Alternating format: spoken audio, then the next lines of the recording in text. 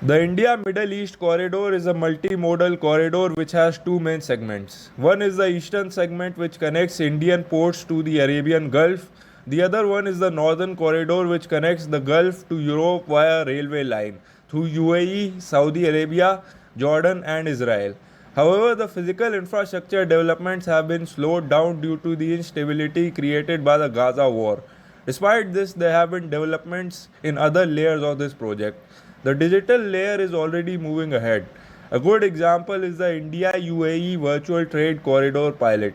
It offers seamless paper trade through MATRI interface and LDB 2.0 for live tracking. This is backed by India's Bills of Lading Act 2025, which finally gives full legal weight to digital shipping documents.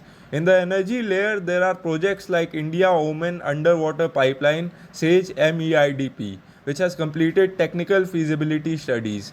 It is a 1300-kilometer deep water pipeline connecting gas rich Gulf starting from Oman directly to the coast of Gujarat in India. It is a pipeline engineered for hydrogen readiness, ensuring the corridor remains relevant through global energy transition.